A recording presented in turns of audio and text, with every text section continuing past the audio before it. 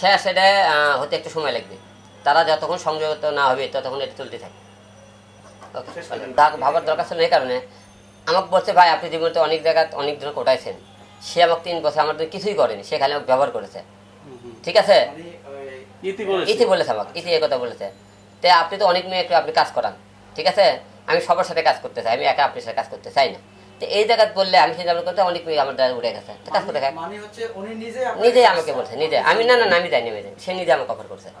আপনি এই কথা প্রতিদিন ইতিদের সামনে আসে, আপনি ডাইরেক্ট তাকে প্রশ্ন করবেন, তুমি আলম তোমাকে অফার করছো না, তুমি আলমকে অফার করছো, আপনি শুনে নেবেন। আলম ভাই, আপনার নামে হত্যা চেষ্টা মামলা হয়েছে, আপনি কিভাবে এটার প্রতিরোধ করবেন? সামনে আইন চাই সাক্ষী প্রমাণ, আমি অবশ্যই সাক্ষী প্রমাণ দেবো, সাক্ষী প্রমাণের মাধ্যমে।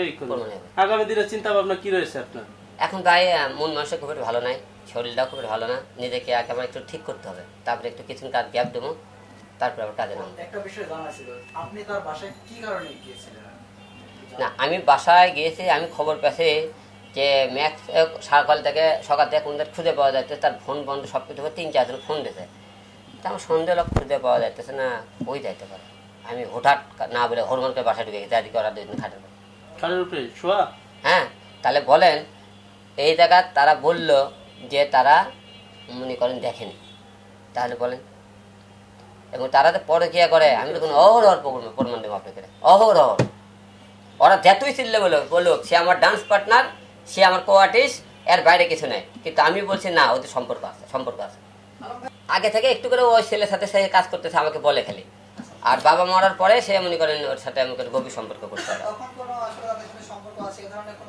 ইঙ্গিত পাইছি, আমি ইঙ্গিত পাই ওই ছেলেকে ফোন করে বলছে, তুই ওর সাথে কাজ কাম করবি না, সে তাও সাধেনি, সে ওর সাথে কাজ করছে। 2 জনকে ইঙ্গিত করে মনে করে দিচ্ছে। হ্যালো ভাই, এই মেক ছবি দেখা যাচ্ছে বিভিন্ন মেয়েদের থেকে টাকা পয়সা হাতিয়ে নিয়েছে, বা ইতিমধ্যে আপনার কাছে এসেছে অনেক অভিযোগ, বা কথা নামে একটা মেয়েও এসেছে ওখানে টাকা পয়সা, এটার সত্যতা কতটুকু কি জানেন আপনি? আসলে এটা আপনারা সবাই শুনেছেন, সে কথা নামে একটা মেয়ের সাথে প্রেমের ফাঁদে ফেলে 7 লক্ষ টাকা নিয়েছে, এবং তার কিছু ভিডিও ব্ল্যাকমেল করে মনে করেন তাকে যখন তখন টাকা চেয়েছে, এবং সে কিন্তু তার নামে আপনি ধর্ষণ মামলা করেছে, এবং মনে করেন তার মেডিকেল রিপোর্টও করেছে।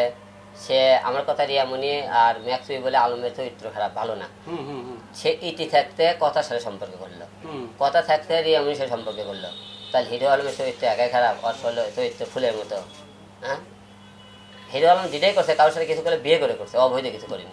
না, আপনি তো বিয়ে করে করেন। এই ক্ষেত্রে আমি আলম ভাই আরেকটু বিষয় যাব, আপনার মামলায় আসলে আমরা যতটুকু জানতে পেলাম যে 2 লাখ টাকা খরচ করে মানে জামিনে তাৎক্ষণিক। হ্যাঁ, যে এমনি আমাকে নিজে বলছে যে কালকে বেরোতে যাওয়ার কত টাকা গেছে জানিস, আমি কাটকে রাখতে পারছি, অনেক টাকা খরচ করবো বার করছি, মানে তো টাকার গরমে কালকে বের হচ্ছে। আমার কথা, তুমি কেবল তো বের হচ্ছে টাকার গরমে, মামলা তো এখন শুরুই হয়নি, কেবল জামিন পাইসা, তদন্ত হোক, আরো কি তথ্য আছে দিতে পারি, তারপরে চিন্তা ভাবনা করো তোমরা মামলা থেকে খালাস হয়েছে কিনা, তদন্তের পরে আপনার সাথে কথা হবে, তারা আটকে কি আটকে না। আপনার বউ নিয়ে এইভাবে কার্যক্রম করতেছে এখনো পর্যন্ত স্টিল, এই ক্ষেত্রে আপনি সামনের দিনে কি মানে পদক্ষেপগুলো নেবেন?